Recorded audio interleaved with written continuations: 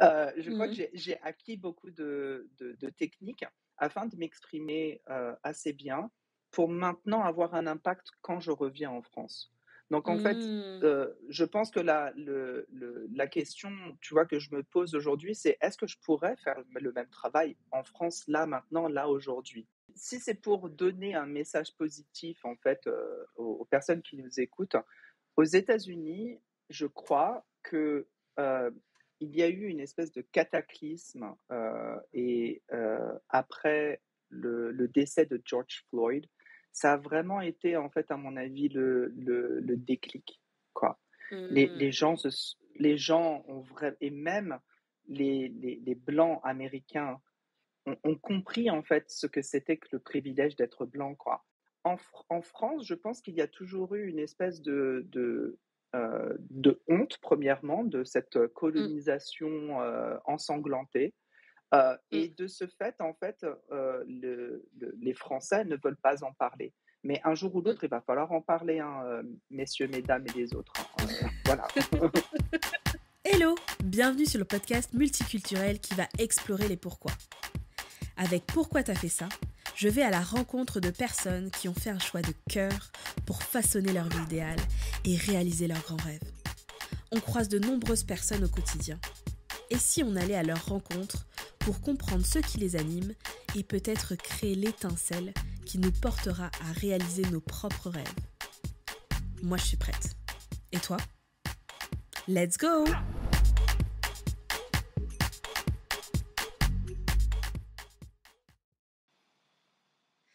Bonjour Paul, Bonjour. merci d'être avec moi aujourd'hui. Donc aujourd'hui, j'accueille Paul et je peux dire, et je vais remercier Paul dès le départ, que je suis en direct de Washington. Et ça, Welcome. c'est quand même pas mal à souligner. Du coup, Paul, est-ce que tu peux te présenter? Tu peux nous dire, du coup, qu'est-ce que tu fais, qui tu es, pourquoi tu es aux États-Unis, là, en ce moment? OK, donc bonjour, je m'appelle Paul Scotto Di Pompeo, vous pouvez m'appeler Paul, ça ne me dérange pas et je j'utilise les pronoms il, lui et he, him en anglais. J'ai une vie qui est, un peu enfin beaucoup en anglais, beaucoup en français, beaucoup en espagnol, dans d'autres langues aussi.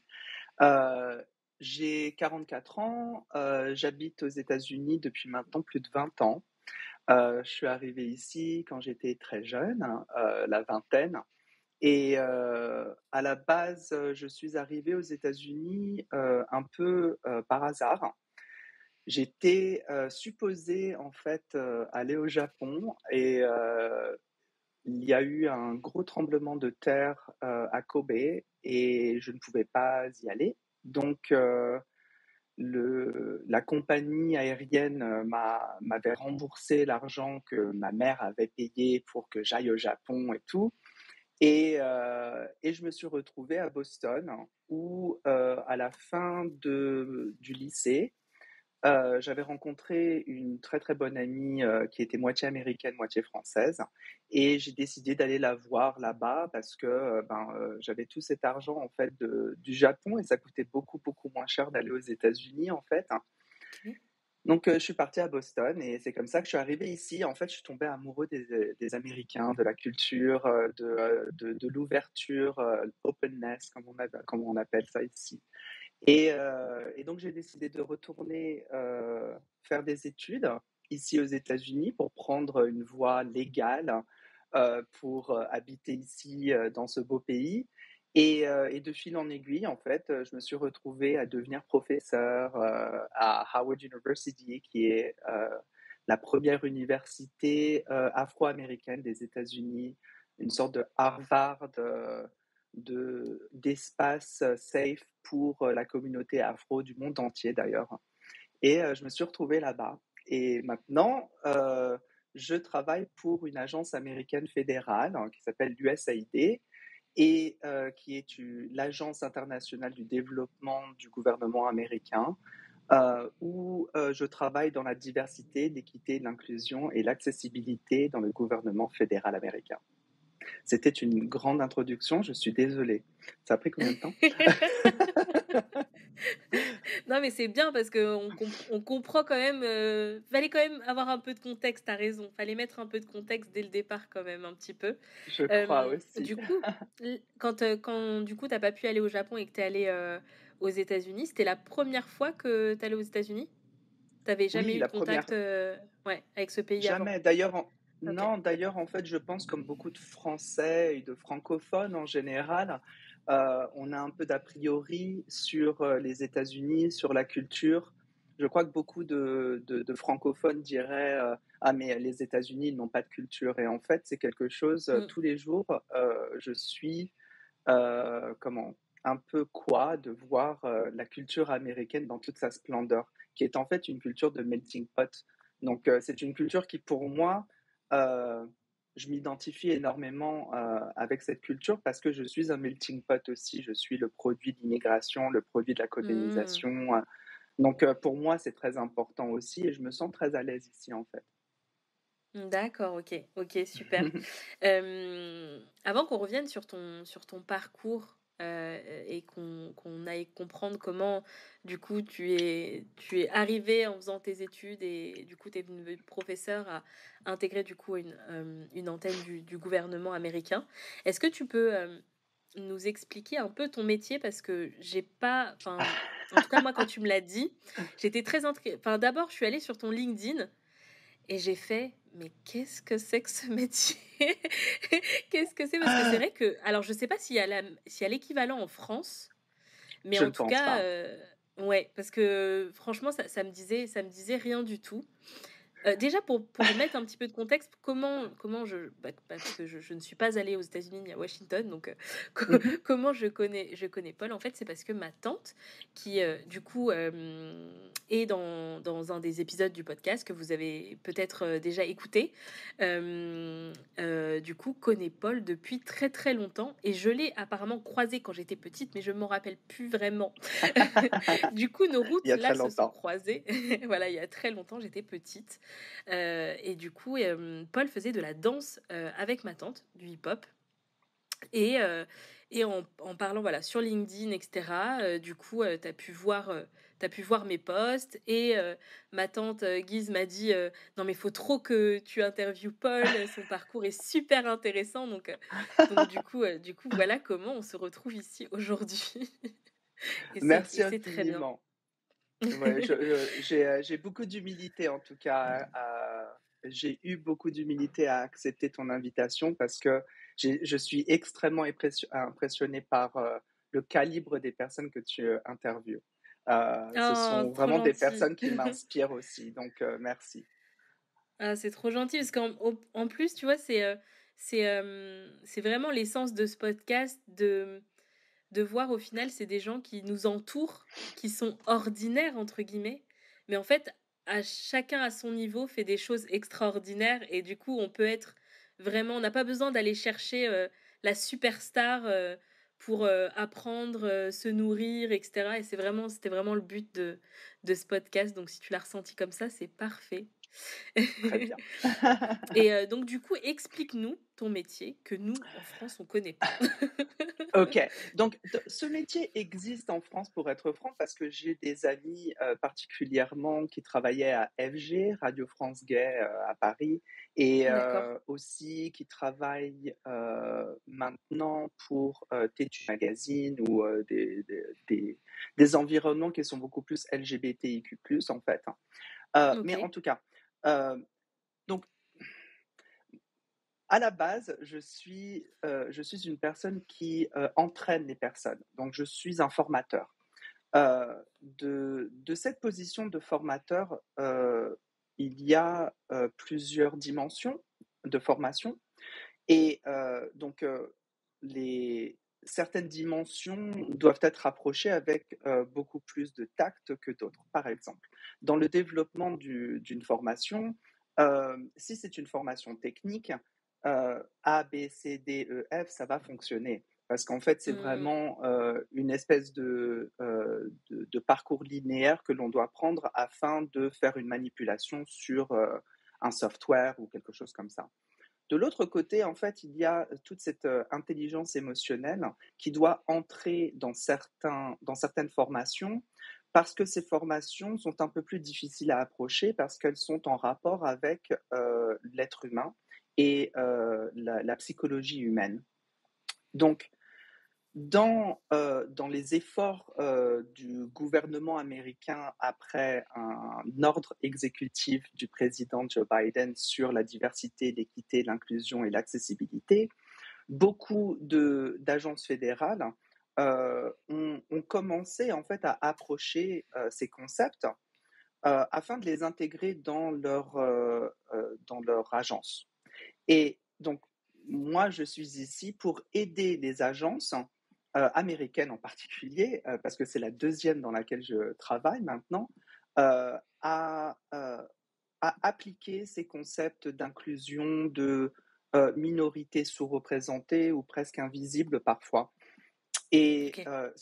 donc, je pense que c'est là, en fait, je suis une sorte de. Ce n'est pas consultant parce qu'en fait, je viens et vraiment, je crée des process pour que les ressources humaines, par exemple, fonctionnent mieux, mais aussi les personnes qui vont fonctionner, en fait, tout le staff va avoir des formations sur comment intégrer, en fait, les autres voix des communautés Mmh. non représentées pour avoir une base beaucoup plus diverse de personnes avec qui on travaille et, euh, et des choses équitables aussi qui sont en rapport, par exemple, avec l'ethnicité que l'on appelle race aux États-Unis de manière très étrange. Je suis désolée de dire ce mot.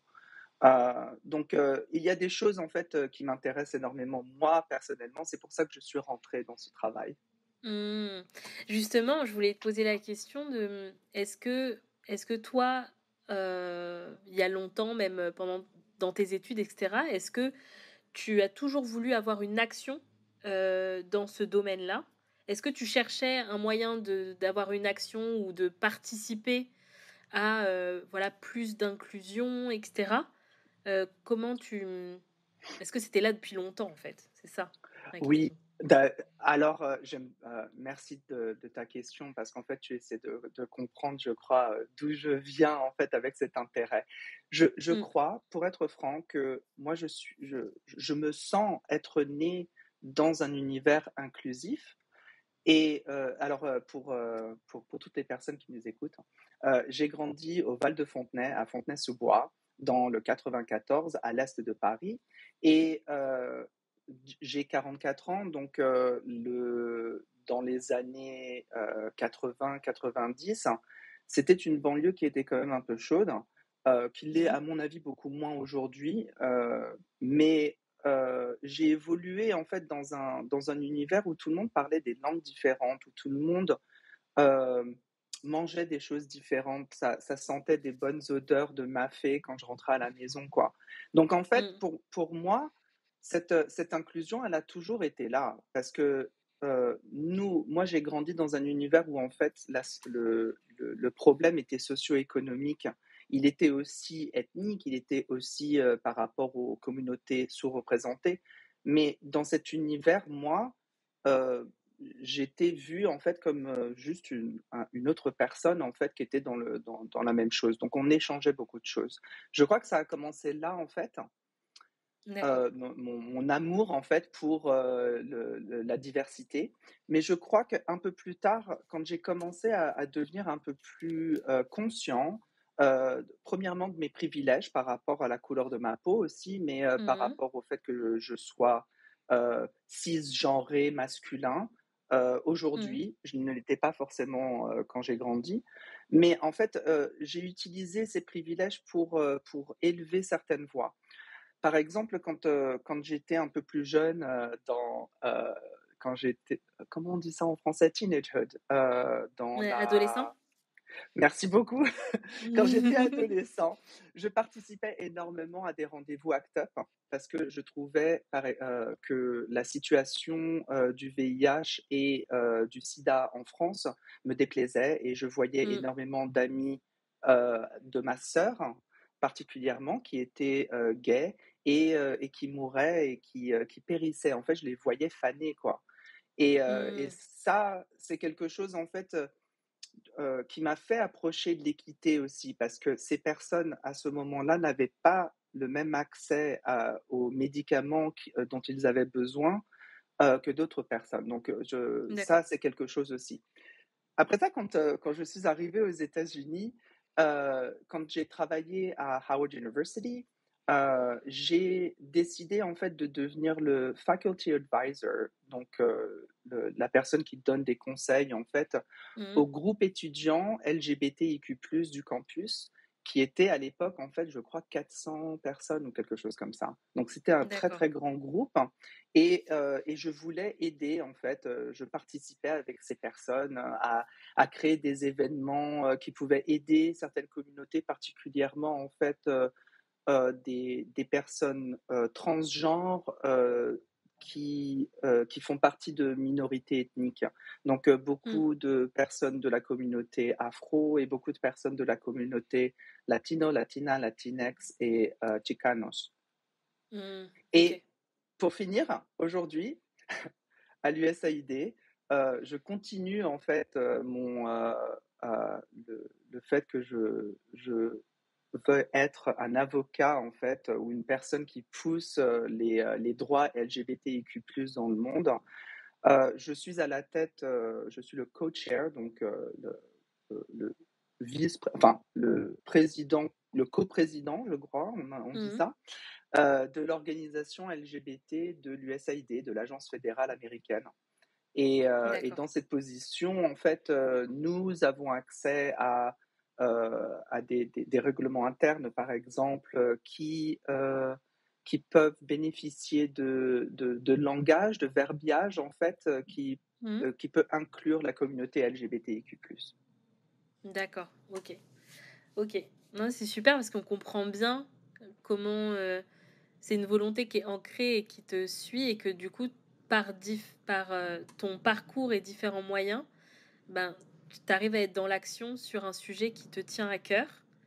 Et ça, c'est un enfin, ce que je trouve super important et qui m'intéresse beaucoup dans ton parcours, c'est que, pour l'instant, j'ai reçu beaucoup d'entrepreneurs et autour de moi, même enfin, la grande majorité des invités, même les prochains, sont des entrepreneurs et on pense souvent que, quand, par exemple, on veut agir, faut créer sa boîte et cetera. Comme ça, on a l'habitude d'agir et cetera et au final, on voit bien qu'on n'est pas obligé de créer sa boîte pour, être acteur et dans certains cas, c'est d'autant plus, fort d'agir en étant, comme en infiltration, en fait. Comme étant dans en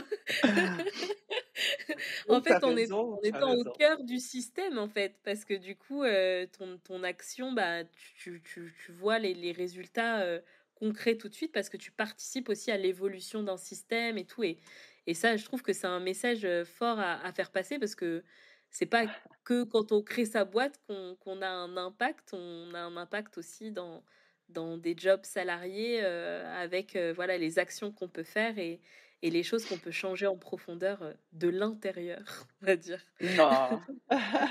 Oui, c'est vrai. En fait, je n'y avais jamais vraiment pensé, tu as raison. Ouais, je crois que cette infiltration, pour être franc, parce que c'est un très bon mot, je pense, elle a commencé quand je travaillais au département d'État. Après avoir travaillé à Howard University, j'ai travaillé en tant que, instructeur de, français et de culture francophone, Mmh. à l'Institut des services diplomatiques américains. Donc en fait, j'enseignais, le français, mais aussi les comportements francophones, je dirais. Comment en fait, s'intégrer et conduire en fait, gérer un meeting, de manière diplomatique. Mais vraiment au Mmh. niveau diplomatique, diplomatique, hein. Et c'est dans ça en fait que je me suis un peu découvert dans cette, réelle politique, en fait. Et ça a commencé avec, le langage inclusif, hein, ou épicène, je pense, on dit en France. Mais Nous Oui, n'avons oui. pas forcément de langue épicène, en américain. Nous en avons, on peut utiliser des mots, en fait, qui sont non genrés, je comprends. Mais Mmh. c'est quand même assez différent et en fait, moi, je m'intéressais énormément à l'utilisation des pronoms afin de respecter, en fait, les identités de genre de différentes, personnalités, de différentes personnes, en fait. Mmh. Et de ce fait, je me suis connecté avec beaucoup de langues et de professeurs de langue, entre guillemets, et les divisions de langue pour essayer Mmh. de créer, en fait, un guide, pour les personnes, pour qu'elles comprennent comment, en fait, s'exprimer de manière diplomatique, mais aussi de manière non genrée ou de manière un peu plus inclusive par rapport au genre. Et c'était Mmh. très intéressant. Je pense que ça, c'est quelque chose, ça reste avec moi de toute manière parce que j'essaie toujours d'utiliser les mots, qui sont appropriés à ce moment-là. En tant OK. que, sociolinguiste, en fait, je pense que c'est toujours, un de mes problèmes, en fait. Je suis toujours en train de me poser la question par rapport à ça. Mmh mh. Non, mais c'est vrai que c'est très important et je me disais, est-ce que, tu vois, on a commencé au début en je me posais la question: «Est-ce que ton métier existait en France?» Et du coup, c'est vrai que bon, il y a des positions, mais pas au sein du gouvernement, en tout cas, enfin, pas à notre connaissance, du coup. Mais, Mmh. du coup, est-ce que tu penses que tu aurais pu avoir le même impact, peut-être pas exactement le même poste, mais en France? Est-ce que tu aurais pu mener ce combat comme tu le mènes, aux États-Unis, en France? Waouh! Pour être franc, et je pense que tu as compris, il y a certains mots qui m'échappent en français parfois, des choses comme ça. En fait, je suis très, très en décalage avec, la France particulièrement, pas la francophonie, mais la France Mmh. et la politique, en France et je suis très détaché, en fait. Heu, donc je ne pense pas de toute manière que j'aurais pu prendre ce chemin, pour être franc, parce que en France, je pense que j'étais trop influencé par la facilité. Je dois dire et quand je me suis retrouvé aux États-Unis où avec une langue complètement différente, avec une culture complètement différente, où en fait je me sentais très à l'aise, mais je marchais toujours sur des œufs en fait, parce que j'étais toujours en train Mmh. de me dire, «Est-ce que je dois faire ça? Est-ce que je peux faire ça?» Donc en fait ça a créé une sorte de difficulté en fait qui m'a permis de vraiment me concentrer sur les choses qui étaient importantes pour moi. En France, j'avais Mmh. beaucoup trop de sphères d'amis et de sphères en fait, professionnelles. À la base, je suis allée à l'atelier Chardon-Savard pour devenir, styliste de mode et en Mmh. fait, j'ai travaillé dans la mode en effet, mais c'était quelque chose qui ne m'attirait pas forcément au niveau intellectuel, beaucoup plus au niveau en fait créatif et au niveau Mmh. artistique. Et j'ai travaillé avec de très grandes personnes que j'apprécie énormément. Je ne dirai pas les noms parce qu'en fait, ça fait un peu name drop, mais Mmh. je sais que, c'était pas l'univers dans lequel je voulais évoluer et quand je me suis retrouvé, aux États-Unis, en fait, j'ai eu cette facilité même avec l'anglais un peu rudimentaire, hein, à la base, que j'avais à l'époque. Mmh. J'arrivais tout de même à exprimer vraiment ce que je voulais, j'arrivais à exprimer même mes sentiments, ce qui était très étrange pour moi, en fait. Je me suis sentie à l'aise. Je ne pense pas que dans cette culture francophone qui, pour moi, en fait, représentait une sorte de carcan, en fait, j'aurais pu, Mmh. m'exprimer aussi bien. Maintenant, D'accord. aujourd'hui, je crois que j'ai acquis, en fait, tu sais, à travers, ce petit passage chaotique, en fait, de ma vie, quoi, à Asian, blablabla. Et il y avait Mmh. Caucasian, caucasien. Et en dessous de ça, il y avait other, autre. Et donc je mets Mmh. autre et j'écris méditerranéen, donc voilà, quoi. Et donc Mmh. j'arrive parce qu'on me demande ma race, je trouvais ça super bizarre, tu vois? Mmh. Genre on m'a jamais demandé ça, quoi. Bah oui, Et en c'est fait, clair. j'arrive En France, mais oui, et donc j'arrive à l'immigration et on me pose, la question et ils me disent: «Pourquoi vous avez écrit méditerranéen? Vous êtes caucasien». Et tu sais, je le regarde un peu et les yeux écarquillés comme un hibou, quoi, en mode hibou. Et je pose la question, je fais: «Mais, je ne suis pas de l'Europe de l'Est, en fait, je suis désolé, quoi, je suis en fait, je suis Mmh. méditerranéen, quoi, ma famille entière presque est italienne, quoi et mon père, il est en Algérie, il est pied noir italien, donc je sais pas, j'ai aucune connexion avec, l'Oural et tout ça, quoi. Donc j'ai eu une Puis conversation. avec ton nom, on n'a pas de doute, hein.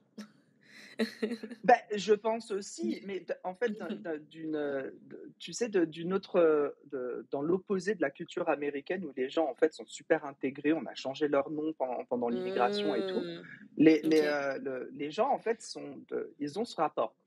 Bref, aujourd'hui, je commence à comprendre pourquoi, en fait, on utilise ces données, Mmh. ethniques et je trouve que ces données ethniques, en fait, aident énormément. Elles aident Mmh. énormément la société en elle-même, pas le gouvernement aussi, bien sûr, mais elle aide la société en elle-même à comprendre qui sont quelles sont les communautés qui ne sont pas touchées ou qui sont le moins touchées par certaines choses. Et en France, on ne Mmh. peut pas faire ça. Non, Donc il y en a pas de fait, données, sur ça. Mmh. exactement. Mais les réalités sont que par rapport à l'ethnicité, il y a des inégalités et il y a Mmh. des inéquités. Donc en fait, dans tout ça, comment pourrions-nous comprendre ces choses-là sans avoir ces données-là? Donc, quand je suis arrivée aux États-Unis, j'étais un peu comme ça: «Ah oui, mais les Américains, ils sont toujours en train de parler de race, blablabla, Mmh. ils ne comprennent rien». Et en fait, aujourd'hui, j'utilise ces données afin de discuter avec le gouvernement fédéral américain sur le fait que, par exemple, les hommes transgenres n'ont pas accès à certaines choses pour qui, en fait, devraient être accessibles par ces personnes, quoi. Mmh. Mais c'est comme ça, avec des chiffres, ça a beaucoup plus d'impact. Je ne vais Mais pas oui, c'est dire à la clair. C'est personne, des d'après ce ré que c'est j'ai des entendu. réalités, quoi. Ouais, Exactement. ouais, ouais. Ah non, c'est sûr. Non, c'est super intéressant ce que tu dis parce que c'est vrai que sous couvert de, on ne veut pas classer les gens, par leurs origines et cetera, donc du coup, on ne prend aucune donnée, mais au Exact, final, ces personnes-là vivent, dans leur réalité, ces inégalités, en fait. Et que du coup, exact. on peut pas «les prouver» entre guillemets et OK, non, non, c'est vrai que c'est intéressant de pouvoir le comprendre, parce qu'on enfin, c'est vrai qu'on a cette vision un peu, à chaud, de voir ça, de dire: «Oh là là, utiliser le mot race et cetera, pourquoi on est obligé de se déclarer?» en fait, mais on comprend bien, comment tu nous l'as expliqué, que ça a un intérêt et après ça reste des données et les données, on peut toujours les utiliser à mauvais escient ou à bon escient. C'est Tout à voilà. fait. Mmh. Tout à fait. Comme tous les faits, comme toutes les thèses, comme toutes les choses, dans la vie. De toute Oui. manière, on peut tout utiliser comme on veut.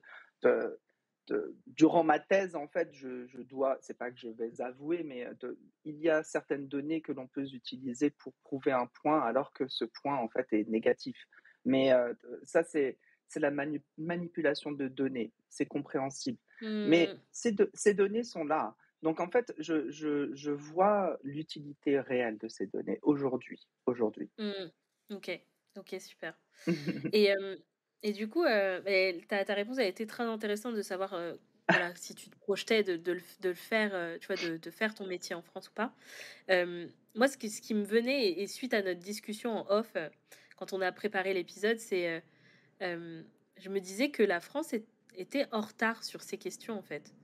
Parce que j'ai pas l'impression que ce sujet, alors bien sûr, il est de plus en plus présent, c'est-à-dire qu'on parle, d'écriture Mmh. inclusive, mais bon, c'est un peu la guerre, enfin, c'est la Je guerre sur vois. l'écriture inclusive, mais c'est du coup, le débat est assez, est assez petit. Et Mmh. puis, il y a par exemple, quand tu me parlais de personnes neurodivergentes, c'est un mot que j'ai appris avec toi, parce que je connaissais pas ce mot. Et du coup, je suis allée me renseigner, tu vois? Je me suis dit: «Ouais, moi, j'ai jamais entendu ce mot» et cetera et je voyais que donc en français, je le vois au Canada, du coup, où les Mmh. Canadiens les Québécois l'utilisent et cetera. Et du coup, je me dis: «Mais en France, on le voit pas» et même quand je fais des recherches Google, il y avait que des sites, québécois, hein. Il y avait pas de site français qui utilisait le mot et du coup, je me suis dit: «Mais on est en retard, quoi». Enfin, j'avais vraiment cette impression de dire qu'on est en retard et qu'on parle Mmh. pas de ces sujets, qu'on n'en parle pas, dans l'éducation. Au travail, je l'entends très peu. Enfin, j'ai vraiment cette impression-là que du coup aux États-Unis, au Canada, vous êtes plus avancés sur ça. Écoute, je pense oui, oui, le ouais, je suis d'accord avec toi, tout à fait. Mmh. Je pense de toi et alors je fais du bénévolat, pour une organisation non gouvernementale qui s'appelle The Global Center et qui est une OK, organisation qui s'occupe, d'éduquer les éducateurs sur la jeunesse LGBTIQ+. Et donc nous créons des paquets, des sortes de formations, d'informations, sur, les besoins, de la jeunesse LGBTIQ+, de l'inclusion de, cette communauté dans les classes, dans tout. Et nous faisons ça dans, je crois, 7 langues, et mmh. le français en est une. Et très souvent, mes les personnes avec qui je travaille, les traducteurs donc, ont des mots qui sont très intéressants pour moi parce que je crois que quand je parle français aux États-Unis, bien souvent, c'est avec des Québécois et donc Mmh. j'ai des mots, en fait, qui sont un peu plus québécois aujourd'hui Mmh. et avec, les traducteurs qui sont en France, ne il y a toujours des mots alternatifs donc en fait, dans certaines traductions, nous mettons les 2 mots parce que nous voulons que la communauté, québécoise, la communauté francophone de France, mais aussi en Afrique et dans le monde entier comprennent. Mmh. Donc, je pense que ça, c'est, dans ton commentaire, Jade, il y a 2 choses qui m'intéressent. La première, c'est l'impact de notre très belle Académie française sur, l'évolution de notre langue, qui est beaucoup plus lente que les autres langues. Mmh. Heu et donc en fait, ces concepts, vont venir en fait généralement soit de l'anglais, soit du français québécois, on va dire. Mmh. Hem Mais ça, à mon avis, ça a un impact sur, heu, la société et l'approche, en fait, de la société au concept. Si la société n'a pas de mots pour exprimer ce concept, comment cette société va pouvoir en parler? Donc Mmh. c'est aussi un acte politique, à mon avis, de l'Académie française que de mettre des bâtons dans les roues pour certaines expressions qui pourraient être beaucoup plus inclusives dans le genre, mais aussi, dans l'identité, l'orientation sexuelle, je ne sais pas, tout quoi.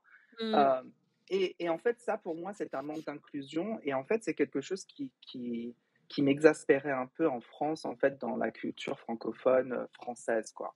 Mmh. Cette Mmh. espèce d'élitisme, un peu pédant, de la personne qui se dit: «Ah mais non, mais c'est comme ça qu'on fait comme ça, hein». Je fais: «Non mais, pourquoi? Pourquoi tu On fais détruit ça?» la langue Donc française. mais ouais, non mais, en fait, la langue française, c'est une langue vivante, donc calmons-nous, C'est quoi. ça, elle ne Heu n'appartient à personne. Oui, oui, tout à fait. Et de l'autre côté, je crois que les concepts, donc dans l'idée, de pseudo-française, de se penser fraternel, OK, liberté, Mmh. égalité, fraternité. Dans ce concept, dans ce pseudo-concept, de fraternité, à mon avis, il y a toujours eu des personnes qui essaient de gérer la conversation afin de gérer la politique autour de cette conversation. Et Mmh. malheureusement, ce sont les personnes qui essaient de ne pas ouvrir cette conversation à d'autres voix et à d'autres communautés qui ont été complètement invisibles depuis tellement longtemps. Et ça m'exaspère Mmh. aussi, en fait. Mmh. Donc oui, tu as raison. À mon avis, ces concepts vont être difficiles à intégrer particulièrement dans le concept fédéral français, je sais pas, dans le Mmh. gouvernement, français. Parce que, il faut déjà que la société, en fait, accepte ceci comme une vérité, quoi.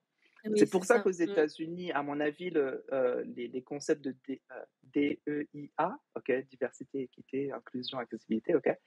Donc ces Mmh. concepts de DEIA, en fait, ont été, à mon avis, déjà intégrés dans la culture, la fabrique de la culture américaine, avec toutes ces Mmh. tensions ethniques, que l'on a Oui, eues dans notre histoire ici aux États-Unis et tout.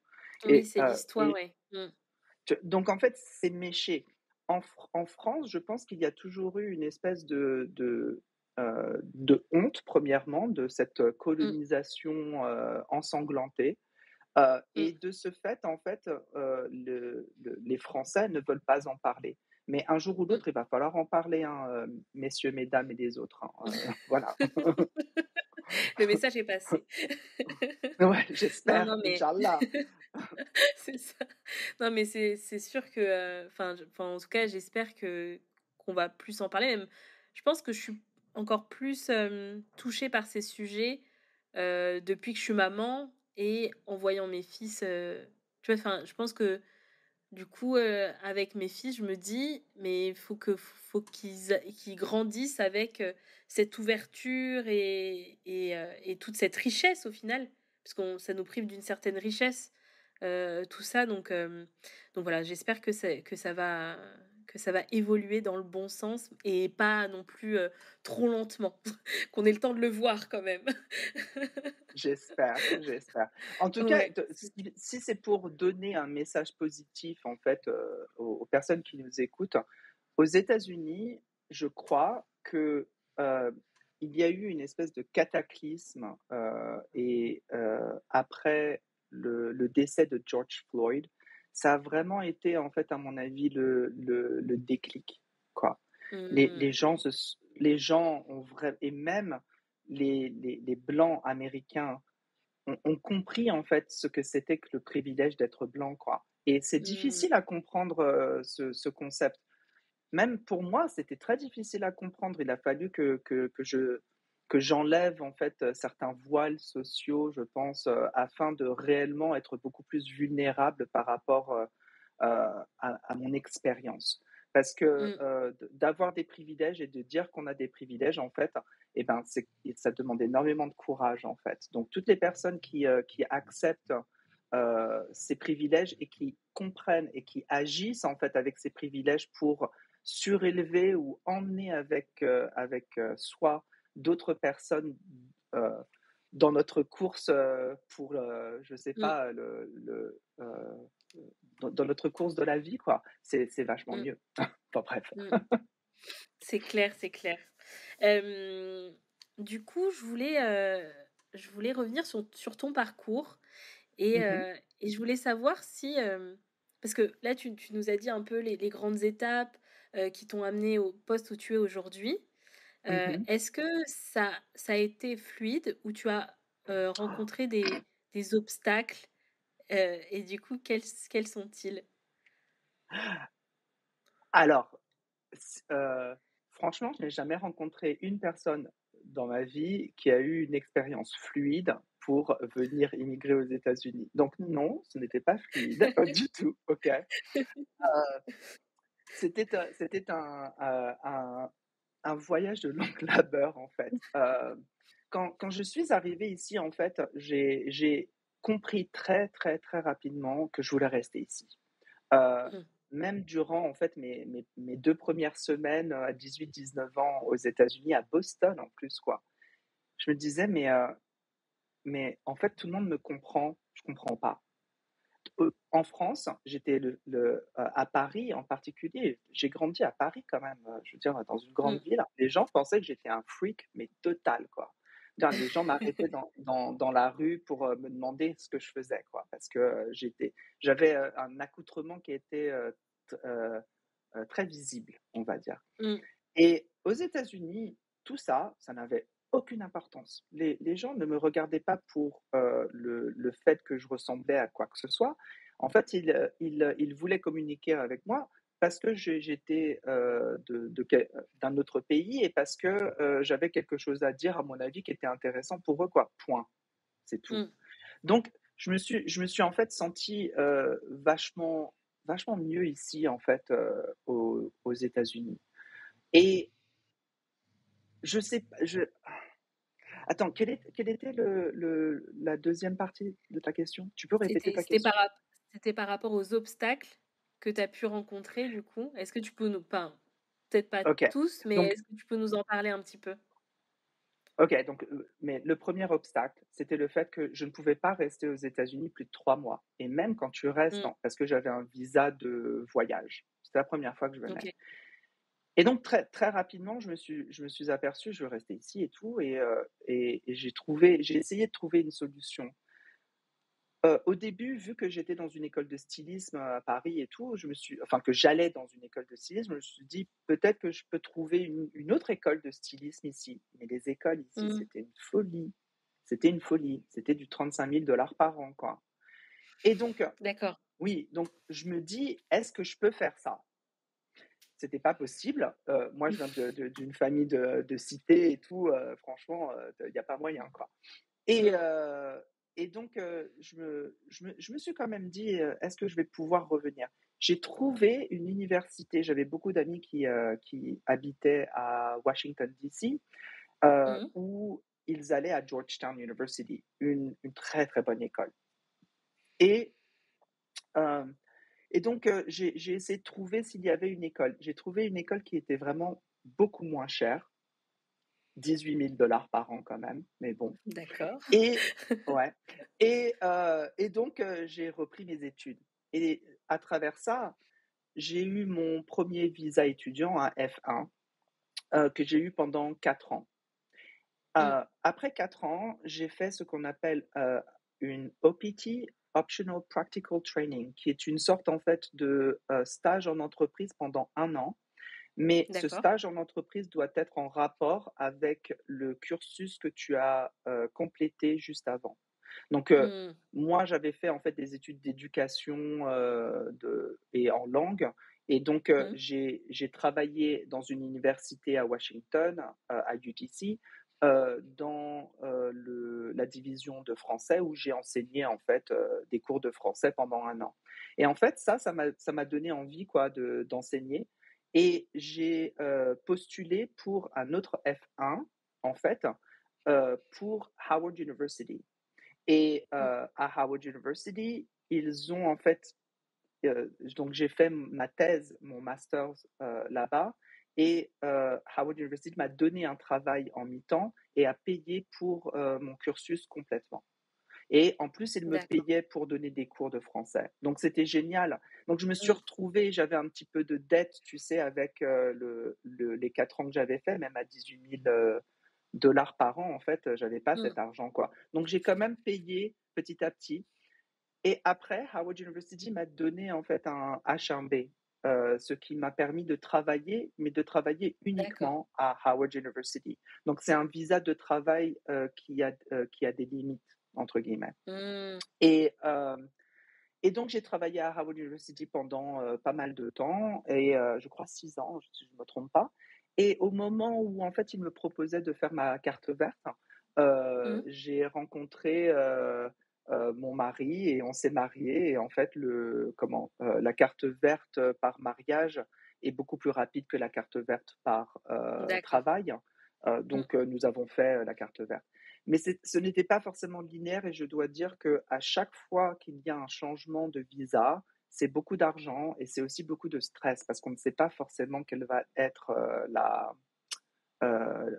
résolution en fait, Oui. de ce Bah oui. visa. Oui, oui. Ce n'est pas toujours oui, quoi, on Mmh. faut pas se leurrer. Donc et puis les H1B, ce sont quand même des visas qui sont assez chers. C'est pour ça que il faut être sponsorisé par une compagnie pour a avoir un Ah H1B. oui, OK. OK, OK. Donc Donc du coup, ouais, pas du tout pas li facile, ouais, de c'est pas d'obtenir cette facile carte et là quand verte et mmh. Non, et quand je le dis, en fait, ça peut paraître très linéaire, mais c'est parce qu'en fait, Mmh. j'ai mis toutes les billes, en fait, dans mon sac, pour essayer d'avoir, le plus d'accès à une chose et à une autre. Donc tout ça, ça a été fait avec beaucoup de stress, beaucoup comment et puis je devais, travailler sur mes cours en même temps, Ah bah oui. c'était Mmh. pas facile du tout. La seconde où OK. on reçoit une carte verte, en fait, la pression, en fait, de l'immigration s'en va complètement. C'est incroyable, Ouais. franchement. Mmh. La seconde où on reçoit une petite carte, quoi, c'est fou. Ouais, non, c'est dingue. C'est vrai que enfin, ça me parle ce que tu dis parce que, mon mari, du coup, il est pas français et quand je l'ai rencontré, il devait renouveler tous les 3 mois et faire la queue dehors à la préfecture et cetera et de se dire: «Est-ce que je vais l'avoir à temps?» parce que du coup, C'est sinon, ça. au boulot, en fait, ils peuvent pas le garder s'il a pas ses papiers. Enfin, c'est vrai que c'est beaucoup, beaucoup de stress et ouais, j'imagine que, quand tu l'as reçu, tu as dû fêter ça, non? Ah oui, oui, oui, tout à fait et puis, en fait, de la carte verte, la seconde où j'ai eu l'opportunité de devenir américain, je suis devenu américain parce qu'en fait, Mmh. donc j'ai la double nationalité aujourd'hui, je suis, Mmh. américain et français, mais je dois dire, je n'utilise plus en fait ma nationalité française. Dans le sens où je n'ai même plus de passeport français, je ne vote plus en France ni rien, puisqu'en fait, je travaille pour le gouvernement américain. Donc dans une éthique en fait de travail et de respect pour la culture américaine qui m'a accepté aujourd'hui, Mmh. heu et parce que je travaille pour le gouvernement américain, je pense que, mon «allégeance» entre guillemets est beaucoup plus américaine. D'ailleurs, elle est Mmh. complètement américaine. Je me Mmh. sens déjà, je me sentais pas forcément français, hein, pour être franc, OK? Ouais. Like français, français quoi. Mmh. Même si je suis né à Paris, dans le 18e et puis j'ai grandi dans le 94, en fait, franchement, je me sens beaucoup plus européen, en fait, Mmh. dans ma culture, dans ma manière d'être, dans tout, dans le respect, en fait, des autres cultures et tout, quoi. Mmh, mmh, mmh. Je comprends, je comprends. Et est-ce que, du coup, après cette grosse étape, qui est justement de devenir américain, est-ce que dans la suite de ton parcours, professionnel, est-ce que tu as rencontré des obstacles, au niveau des organisations dans lesquelles tu étais? Au niveau du fait d'être français aussi? Est-ce que ça c'était avec les personnes avec qui tu travaillais, est-ce que ça a été un moment, quelque chose de compliqué? Mmh, intéressant. Alors, le fait que je sois français a toujours été un plus, aux États-Unis. D'accord. Le Ouais et d'ailleurs, c'est pour ça qu'avec mon nom, justement, les gens, en fait, me posent énormément de questions et très souvent, enfin, pas très souvent, 100 du temps, quand je me présente à quelqu'un, je fais exactement comme j'ai fait au début de ce podcast. Je dis mes pronoms et je dis mes Mmh. pronoms dans mes 2 cultures. Je dis mes pronoms D'accord. en français et en anglais pour inviter les personnes, en fait, à parler de cette autre culture. Parce que je pense Mmh. que ça, c'est inviter les personnes, en fait, à faire ça. À être intéressé à la culture. Hem, Mmh. le fait que je sois français réellement, c'est un plus, hein. Franchement, je dois dire ça à tout le monde. Si vous parlez français, si vous êtes francophone en général, c'est vraiment quelque chose qui est vu extrêmement bien aux États-Unis. Donc ça, ce n'est pas quelque chose qui va être, un négatif pour vous, bien au contraire, c'est, une médaille d'or en fait, que l'on peut brandir, quoi. Et mais par contre, je dois dire que j'ai eu certains obstacles avec, mon orientation sexuelle ainsi que mon expression de genre, et je dois expliquer ça. Donc comme je t'ai dit un peu plus tôt, j'ai travaillé sur, des choses comme, les langues inclusives, les choses comme ça. Quand on Mmh. travaille sur ce genre de choses, surtout avec des cultures, où, l'orientation sexuelle, le genre et l'identité du genre et l'expression du genre sont des choses très tabous ou très difficiles à approcher.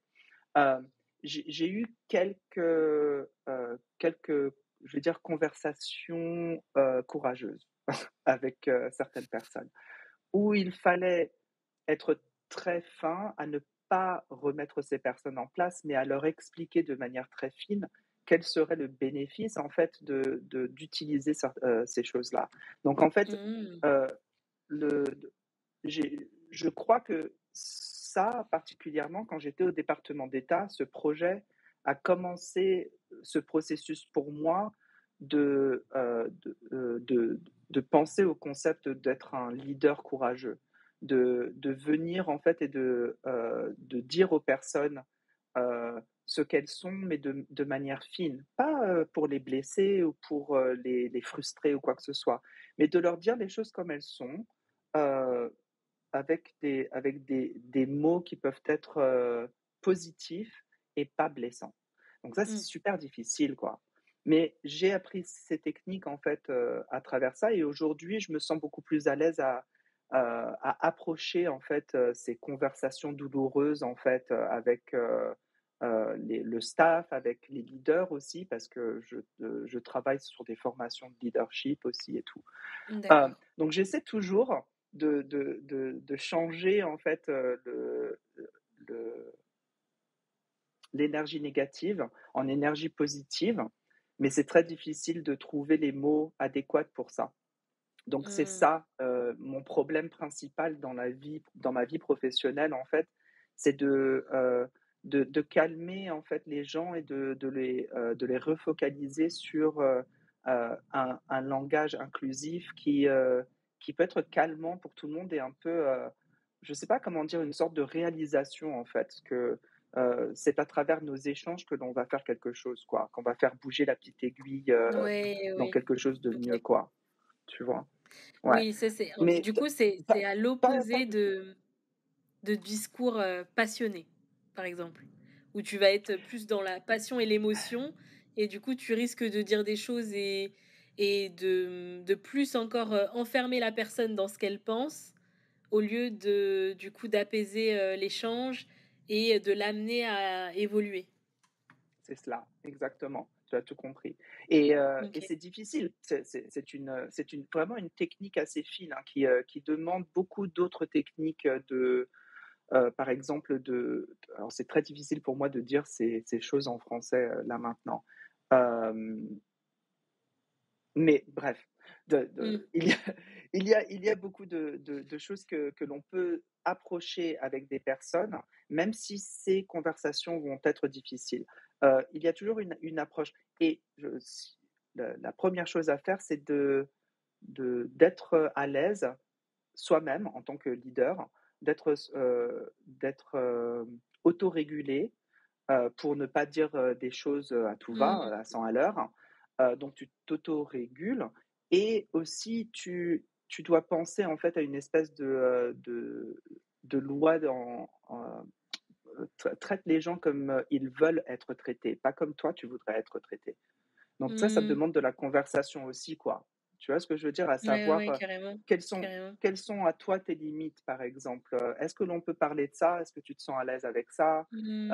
Est-ce que si on parle de ça, est-ce que ces mots vont être, OK avec toi? Est-ce que tu voudrais que j'utilise d'autres mots? Parce qu'en fait, être un leader, c'est aussi s'adapter aux différentes personnes qui sont en face de toi afin de les inspirer à travailler à 300 quoi. Donc Mmh. pour moi, en fait, la communication comme ça, c'est vraiment inné parce que j'ai envie d'emmener les gens de mon équipe, en fait, avec moi, dans le chemin, quoi. Ouais, ouais, je comprends, je comprends. J'ai, pour, en toute, bon, on va dire vulnérabilité, heu, moi, je suis quelqu'un qui est beaucoup dans l'action et très, je fonce, quoi. Je suis quelqu'un qui fonce et du coup, là, avec, en ayant monté ma boîte et du coup, je commence à avoir des collaborateurs et ben, je vois que je dois faire attention à ce que je dis et cetera. Mais du coup, là où toi tu dis: «C'est inné», moi c'est pas du tout inné et ça me prend beaucoup d'énergie et en même temps, je suis quelqu'un qui ne veut pas blesser et en plus qui a subi, tu vois, des managers, enfin qui étaient vraiment pas du tout bienveillants et cetera. Donc j'ai aucune envie de Mmh. reproduire ça. Mmh. Mais comme tu le dis, c'est vrai que c'est quand même, bah, ça s'apprend et en même temps, j'ai pas vraiment autour de moi ou des ressources qui m'aident à le faire. Donc j'essaye de le faire en lisant des choses, en regardant des vidéos et cetera. Mais il y a pas, voilà, il y a pas on n'a pas de «formation» entre guillemets, pour ça. Waouh! Non, enfin, il y a c'est très enfin, il y a des formations manager, mais Waouh! enfin, déjà, c'est très court, en fait, c'est des choses, très, très courtes et puis, Ah, on n'est pas dans il y a en fait, c'est très théorique et du coup, c'est ah. difficile d'aborder ce sujet en théorie, en fait, sans le pratiquer ou enfin, c'est assez compliqué Waouh! et et du coup, c'est vrai que ça m'interpelle beaucoup ce que tu me dis, c'est super intéressant et bah, j'aurais aimé que tu sois mon prof, en fait. Alors écoute, c'est très drôle que tu dises ça parce qu'en fait, je donne des formations sur ce que tu viens de dire.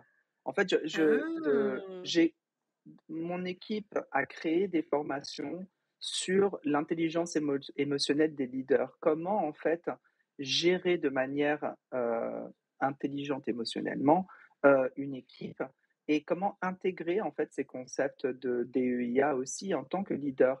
Parce que Mmh. cette inclusion, en fait, tout ça, c'est en rapport avec la bonté, point. Je veux dire, la Mmh. bonté, c'est vraiment le mot en fait, qui est une sorte de mot, hyponyme en fait, qui couvre tout ça. Parce Mmh. que je pense que si toi, tu es une personne avec, une certaine bonté, les gens vont répondre avec bonté aussi, quoi. Donc, Mmh. plus et plus égale plus, quoi. Je veux dire, c'est pas sorcier en fait, hein, franchement. Mmh.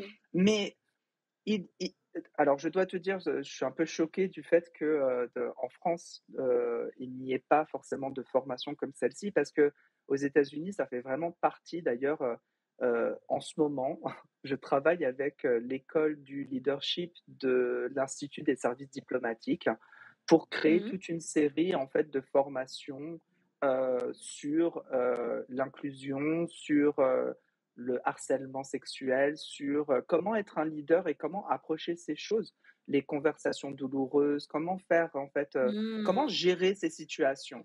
Et Oui. c'est, une série de modules qui est, je crois, de 19 modules, de 1 heure et demie de module, quoi. Et les gens font ces modules. Et franchement, tu vois la différence après dans la culture interne en fait de l'agence, ça se sent énormément, Bah, quoi. C'est, j'imagine, bah oui. Bah ouais, oui. c'est Ça devrait mais être tu as raison. un passage obligé, quoi. Parce que moi, quand pour illustrer un peu, ce que j'ai vécu avec mes managers, quand, il y a un de mes managers donc j'étais enceinte de mon premier enfant et du coup, on a des points réguliers et il me dit, «Et comment il va ton truc?» et là tu Et là, tu te dis: «Mais, il parle de quoi? Il parle du bébé Waouh! que j'ai dans le ventre, en fait, ou?» Et en fait, il y a des trucs où ça paraît être du bon sens, mais au final, je sais pas pourquoi, certains managers parce que j'ai vu des comportements, comme ça dans différentes entreprises et de la part de différentes personnes. Mmh Donc c'est mh, pas mmh. juste la personne qui est mal intentionnée. J'ai l'impression que je sais pas, il y a un moment, un manque et en fait, c'est juste les personnes qui évoluent et du coup, qui à un moment arrivent manager, mais Mmh. sans forcément détecter qu'ils ont, une certaine, empathie et qui peuvent emmener une équipe, loin ou, en passant par, des formations justement qui les aident à développer ça, en plus de leur, Mmh. expertise, métier, en fait. Et ça, je Mmh. trouve ça, c'est vraiment un gros manque dans les entreprises et c'est dommage que ce soit pas genre juste, enfin, c'est normal, juste ce il faut former les gens et Je c'est suis des d'accord. personnes qu'ils ont en face et en plus, on ne sait pas comment la personne en face est fragile ou non et du coup, comment elle va recevoir, ça, en fait. Donc Tout à fait. c'est très grave. Donc j'espère que ça va évoluer et qu'il y aura des choses faites dans ce sens-là, bah, pour tout le monde, en fait, parce que ça touche, toute la société, en vrai, hein.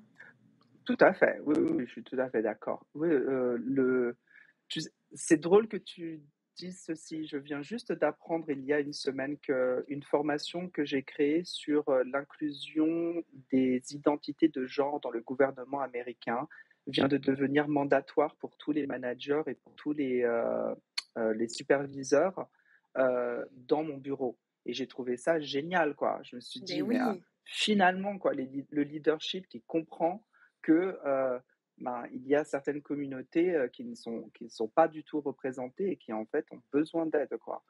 Et Mmh. alors, je travaille particulièrement dans le bureau de l'aide humanitaire.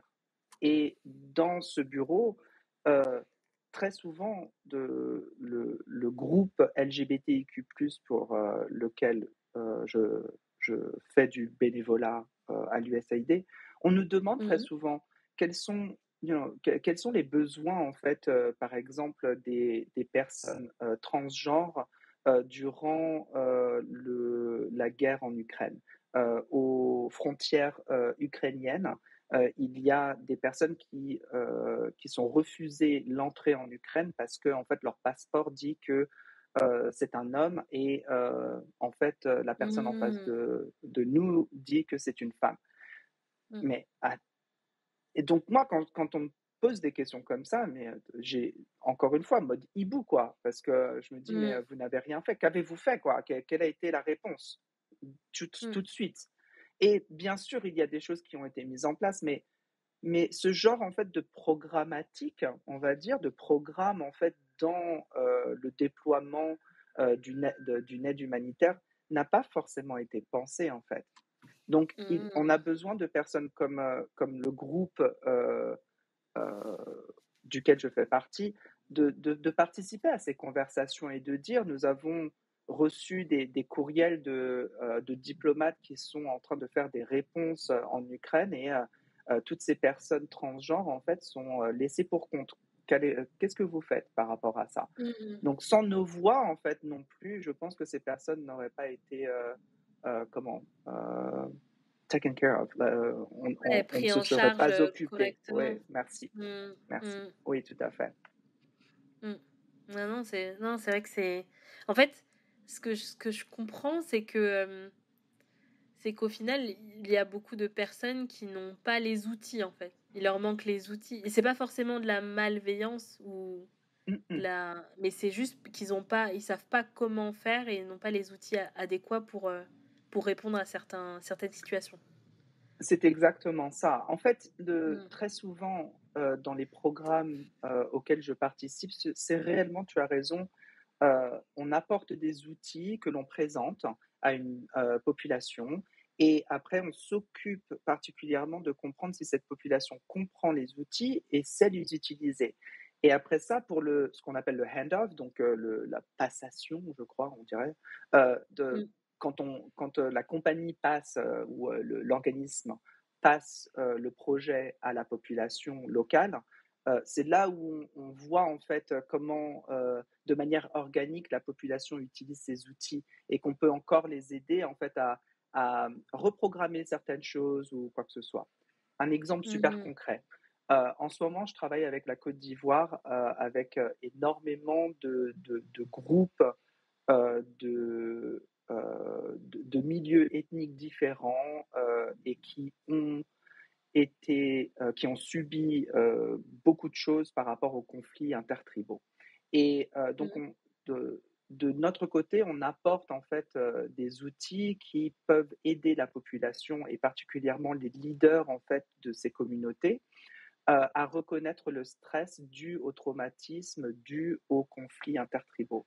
Et donc après, être en communication avec ces populations. Et ce sont des groupes généralement qui sont séparés. Donc il y a des groupes Mmh. féminins, des groupes de femmes, des groupes d'hommes âgés, des groupes de jeunes mélangés hommes et femmes. Et puis après des leaders spirituels, par exemple. Et d'autres groupes comme ça qui sont mis en poche, en fait, et on va dans ces poches et on leur apporte, en fait, ces outils. C'est super intéressant parce que toutes ces communications pour moi sont faites en français en plus. Donc Mmh. j'aime parce que je donne à ma communauté entre guillemets francophone. Mmh. Euh, et en plus, vu que j'ai grandi avec énormément de mamans, de Côte d'Ivoire, de papas de Côte d'Ivoire, à chaque fois que je me retrouve dans ces groupes, en fait, j'ai un peu l'impression d'être de retour à Fontenay-sous-Bois, en fait, et de Mmh. refaire des échanges interculturels, avec des choses où des échanges où on part avec un bagage énorme. Notre cœur est tellement gros, c'est génial, quoi. Mmh. Ah non, c'est vrai que c'est top et c'est vrai que c'est intéressant que tu reboucles, tu vois, comme ça, parce que du coup, ça montre bien que tout ce qu'on est et tout ce qu'on a vécu et d'où on vient s'imbriquer parfaitement comme si ça avait été écrit comme ça, quoi. Oui, c'est très étrange. Tu as raison. Et ça, c'est Oui, ouais. ouais. En fait, Mmh. tout retombe en place tout le temps. Il y a toujours une connexion avec, soit une connexion avec tes différentes identités, je vais dire. Parce qu'en fait, moi, je me Mmh. retrouve énormément par rapport à mes identités que j'aime beaucoup. Mon identité queer, mon identité gay, je l'adore. Et en fait, je peux pas m'en passer. Franchement, de toute manière, j'ai arrêté d'y penser depuis tellement longtemps, quoi. Mais mon Mmh. identité francophone aussi, j'aime beaucoup. Et puis mon identité, en fait, d'espèce d'intello international, j'adore aussi, quoi, parce que ça me permet de communiquer avec tellement de personnes dans des langues différentes et de comprendre d'où elles viennent culturellement. Ça me fait plaisir, quoi. Mmh. Non, c'est top, c'est top et ça montre aussi qu'on peut s'autoriser, à être, complètement nous-mêmes avec toutes nos identités et toutes nos facettes et que tout ça peut cohabiter, de manière, très sereine, en fait et C'est ça, cela. c'est Alors, important.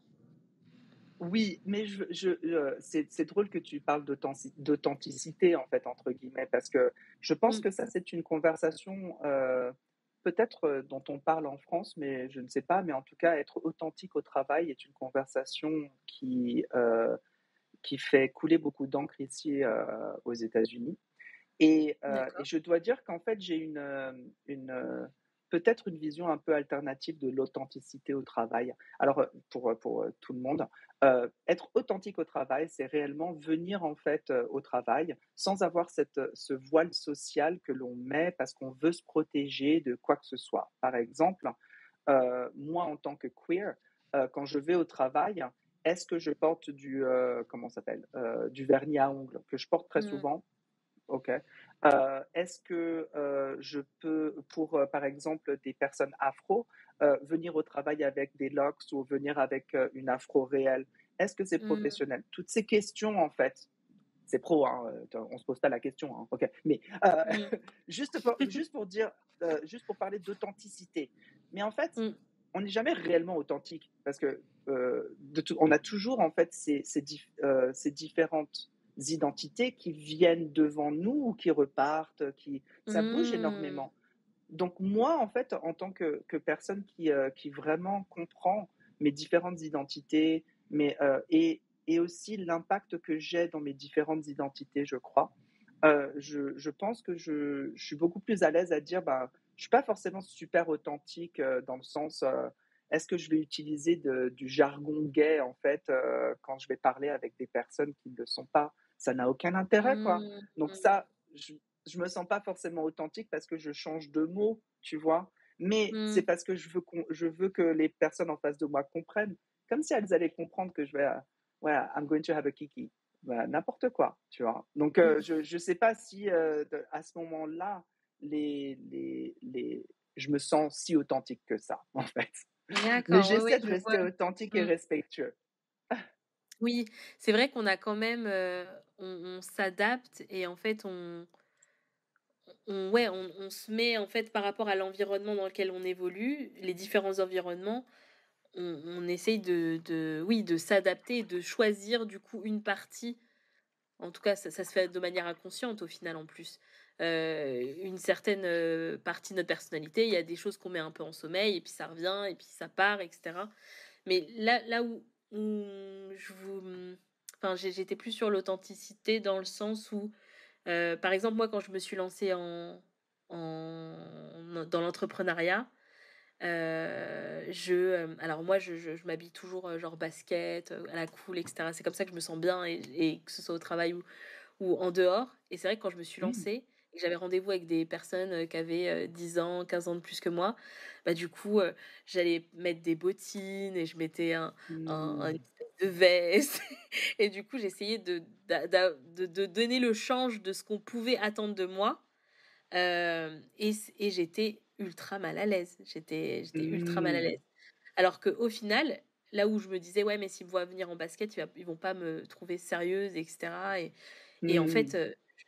en évoluant, dans ça et en étant de plus en plus moi-même, et ben, c'est là que j'étais épanouie et c'est là que j'ai eu encore plus de clients et où ça se passait encore mieux, en fait, et c'est là que je me suis dit: «Mais en fait, ça n'a pas d'importance, il faut juste être toi», et c'est en étant toi que du coup, les relations se passent, mieux, et si la personne n'accepte pas, bah, c'est que tu dois pas travailler avec cette personne et que tu n'as rien perdu.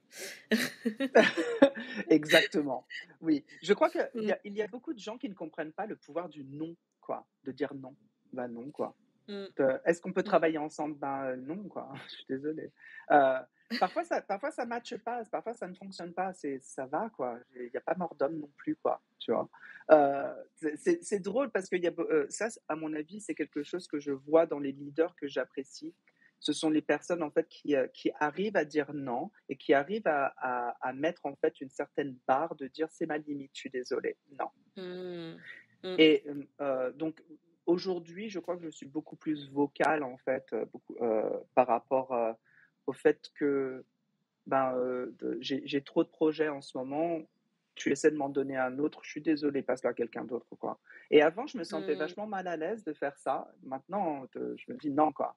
De toute manière, quand tu te sens à l'aise dans ce que tu fais et quand tu te sens à l'aise avec le travail que tu produis, à mon avis, tu comprends que si tu veux produire la même qualité de choses et être constant avec ta qualité, il va falloir dire non à certaines choses, quoi.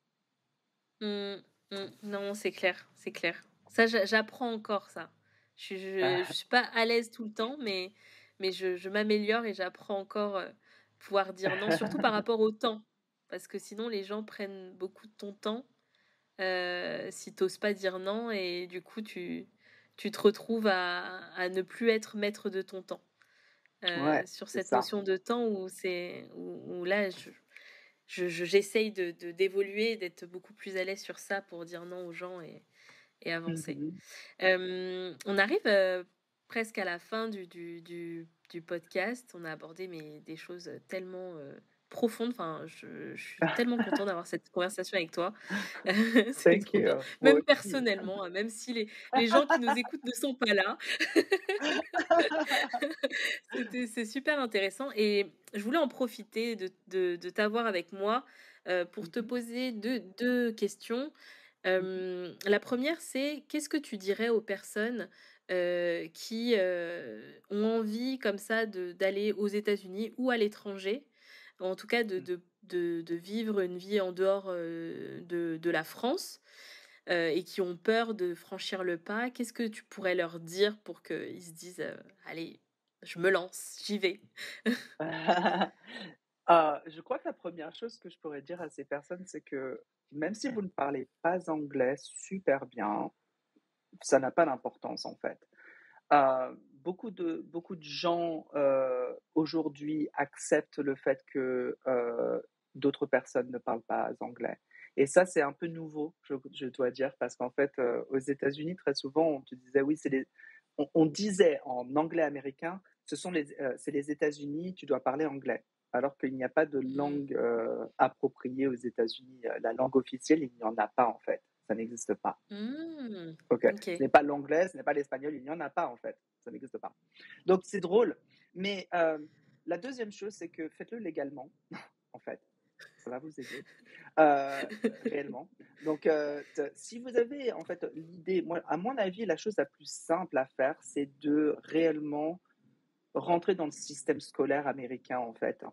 De reprendre Mmh. des études, hein, de faire, je sais pas, un master's ou même de refaire un billet, enfin, bachelor's, donc une licence, c'est ça? Ouais, Bachelor, ouais. licence. Mmh. Ouais, donc de faites ça et après c'est beaucoup plus simple. Parce qu'il y a un problème qui est un peu énervant aux États-Unis, c'est que certaines positions, n'acceptent pas forcément les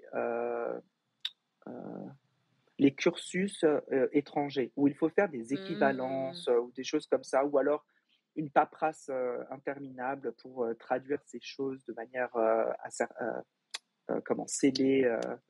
Bref, c'est un peu étrange, hein.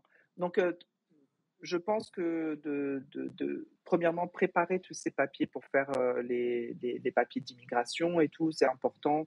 Euh, Mmh. c'est prise de tête, mais c'est franchement gérable, hein. Franchement, faut juste lire de droite à gauche et de haut en bas, c'est tout, quoi. Non, Mmh. c'est super simple, et répondre. Mmh. Euh, donc, faites ça. Et puis, ne perdez pas courage ou espoir, parce Mmh. que de immigrer dans un pays étranger, ça c'est pas fait en 2 secondes, quoi.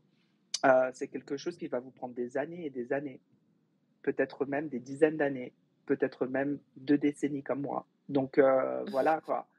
Heu, Mmh. mais pour moi, ça m'a pris 2 décennies pour devenir américain. Mais j'ai toujours été ici, en fait, de manière légale, quoi. Donc, Oui, je j'ai oui. Mmh. pas j'ai été respectueux, à mon avis, du pays, parce que j'avais envie de venir dans ce pays, donc pourquoi commencer avec une offense? C'est ce que je me disais. Mmh. Bien sûr, bien sûr. OK, super. Et ma seconde question, parce qu'on va profiter d'avoir en face de nous, une personne experte sur la diversité et l'inclusion. Hem, quelle serait, alors c'est peut-être une question très difficile parce qu'on peut pas dire ça juste en En quelques 2 mots, secondes. mais quelles seraient les actions ou les premiers pas vers une démarche ou un comportement ou, des actions vers, du coup, l'inclusion, plus d'inclusion et plus de voilà, de respect de la Mmh. diversité dans son quotidien. Mmh. Waouh!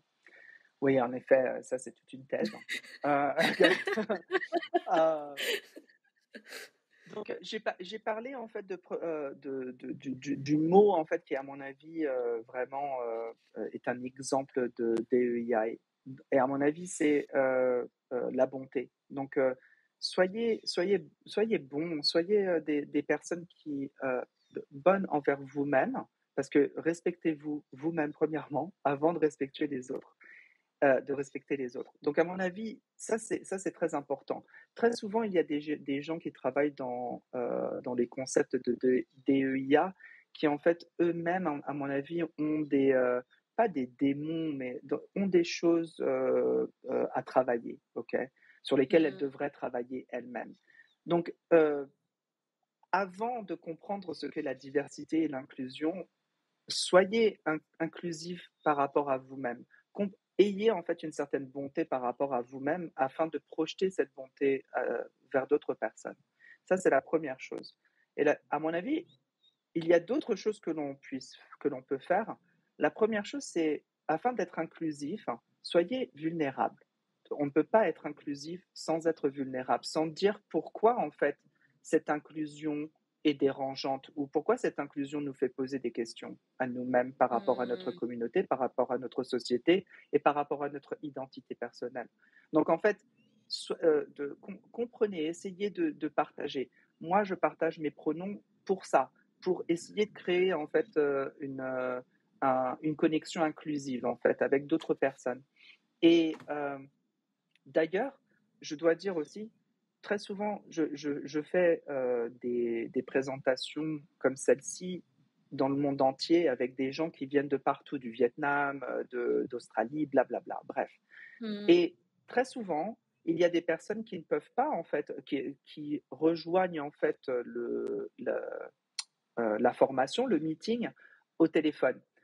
Pour être Mmh. beaucoup plus inclusive avec ces personnes, par exemple, parce que je sais qu'elles n'ont pas accès à une vidéo, je me Mmh. décris moi-même.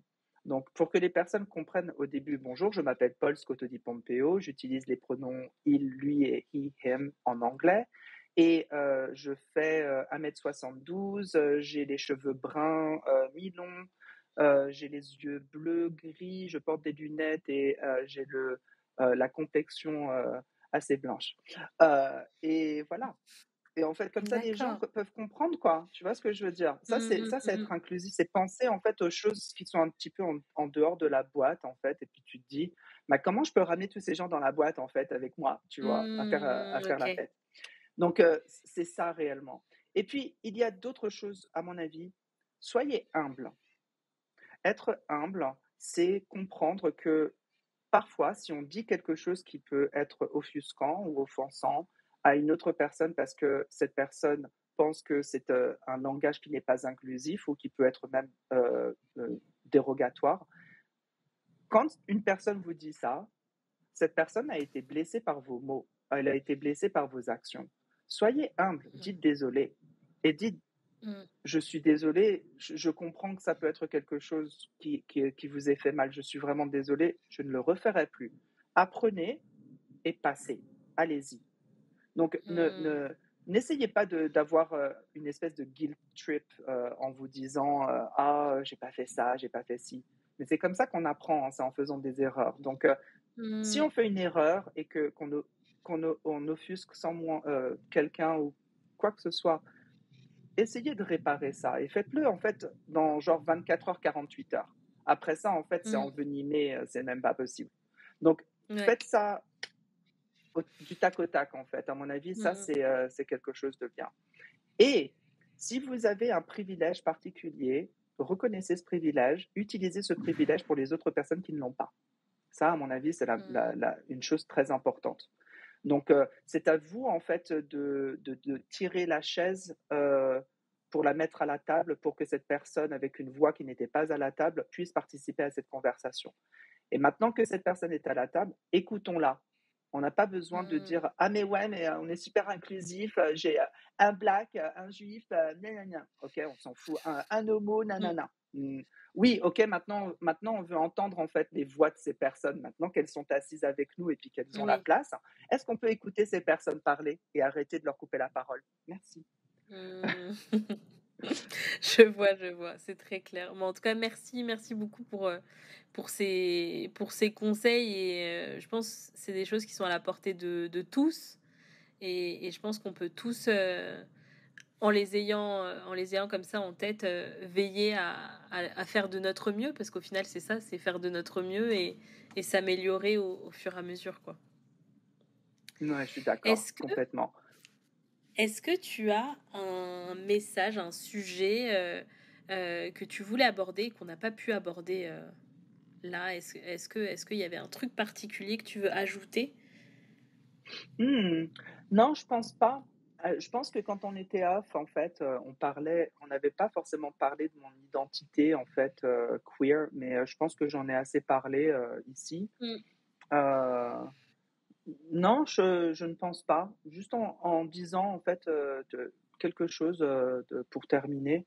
Hem, Quand je suis arrivée aux États-Unis, j'avais énormément d'idées préconçues. J'étais biaisée, en fait, de cette culture, et heu et en fait, j'ai appris à ne plus utiliser ces idées préconçues, pour, aller de l'avant. Et en fait, ça a été, une leçon énorme pour moi parce qu'aujourd'hui, je vois en fait ce que les idées préconçues font de mal, en fait, dans notre société. Et donc j'aimerais que s'il y a une seule chose que je peux dire, à tout le monde, c'est que si vous faites attention à vos propres idées préconçues, au fait que vous ayez des idées qui peuvent être biaisées par rapport à certaines communautés, à certaines personnes, à certaines cultures, heu, je vous demande en fait, peut-être d'aller vers cette culture et d'essayer de la comprendre un peu plus en profondeur. Mmh. Si vous ne comprenez pas cette culture LGBTIQ+, c'est peut-être parce que vous n'avez pas été en contact avec cette culture. Il y a des gens comme moi qui sont très ouverts à partager cette culture. Donc, venez vers moi si vous voulez en parler et je suis là pour en parler aussi. Voilà, OK, merci beaucoup. J'ai 2 questions que je pose à je tous t'en les prie. invités à la fin. Est-ce que C'est tu quoi? as, des ressources, quel que soit le format, ça peut être, des vidéos, des livres, que tu voudrais, partager à l'audience et voilà Mmh. sur n'importe quel sujet, hein, des choses qui toi t'ont marqué et qui t'ont apporté quelque chose et que tu voulais partager à tout le monde.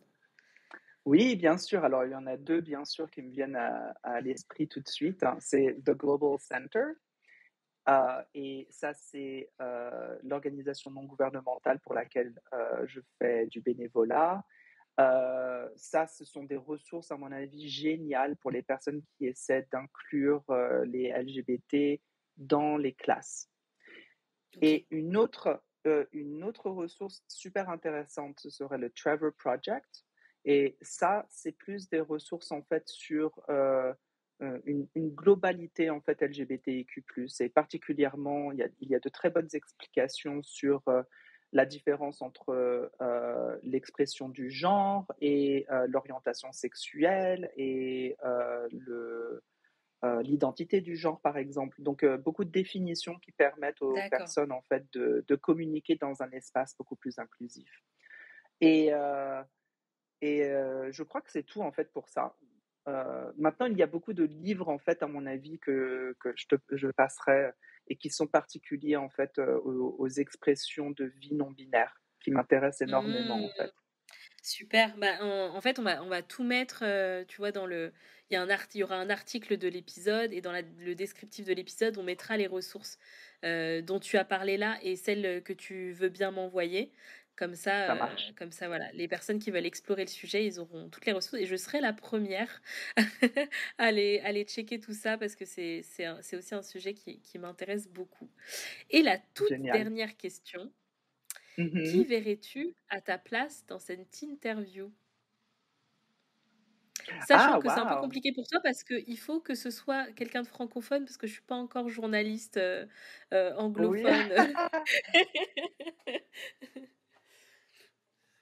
Écoute, je ne sais pas, mais en fait, moi, je suis très, très intéressée par, et je vais t'envoyer, un article, mais il y a un programme d'échange, du département d'État américain qui est avec, des personnes qui sont, up and coming, donc des personnes qui sont en train de grimper sur, l'échelle «politique», en fait, entre guillemets, et l'impact politique international. Et tous Mmh. les ans, en fait, il y a des étudiants, donc français, et généralement, connus, hein, qui viennent aux États-Unis pour faire des études et pour revenir. Et en fait, ça fait un peu partie Mmh. de l'élite, en fait, française. Mais D'accord. il y a il y a toujours, toujours, toujours des personnes qui sont de milieux, à mon avis, qui sont un peu moins, économiquement, bien. Donc, des gens de cité, de HLM, mais qui font partie, en fait, de groupes sociaux qui essaient de faire des choses dans leur communauté, et très souvent, certaines de ces personnes sont demandées à faire des «stages en entreprise», entre guillemets, mais au département d'État. C'est Mmh. super intéressant, et donc j'aimerais beaucoup avoir une personne comme ceci, parce que ça, c'est un peu, en fait, le rêve inaccessible de beaucoup de personnes, à mon avis, entrepreneurs, Mmh. C'est de vrai. d'avoir, tu sais, une porte d'entrée pendant 1 an, en fait, aux États-Unis, en travaillant au plus haut niveau possible avec des gens et tout, quoi. Donc, ce serait bien d'avoir une personne, de ce milieu. Carrément, bah, je serais ravie, d'accueillir une personne qui fait ce programme-là. C'est vrai que ça pourrait vraiment casser certaines barrières mentales que les personnes se mettent, sur ça donc avec plaisir. Tout à fait. En tout cas, je suis ultra contente de t'avoir, accueillie sur le podcast. Cette discussion était super. J'espère que tu as passé aussi un bon moment avec moi C'était génial. et Merci infiniment. top et que, du coup, les auditeurs, aussi, ont apprécié cette conversation. Bah, écoute, je vais te laisser à tes occupations. Je te souhaite une excellente journée, hem Merci. et heu et je te dis à bientôt. J'espère un jour pouvoir, passer, te voir, aux États-Unis. Ah, j'espère aussi, la porte est toujours ouverte. Vas-y, viens. Top. Merci, à bientôt, Merci à Paul. toi. Merci beaucoup. Au revoir. Ciao. Ciao. Quelle claque cet épisode! J'ai tellement appris et j'espère que toi aussi tu ressors grandi après avoir écouté cette discussion. Cela fait partie de son métier, mais on doit avouer que la manière dont Paul choisit les bons mots pour exprimer de manière accessible et pédagogique tous ses propos rend son discours captivant. Je suis heureuse de pouvoir te partager de tels contenus sur mon podcast, des contenus qui sont alignés avec mes valeurs. Si tu as aimé cet épisode, abonne-toi vite pour être averti de la sortie des prochains. Je t'invite chaleureusement à nous laisser une note de 5 dans les avis Apple Podcast et Spotify. Tu nous aideras à faire connaître le podcast et peut-être, qui sait, à changer la vie, ne serait-ce que d'une personne. À bientôt!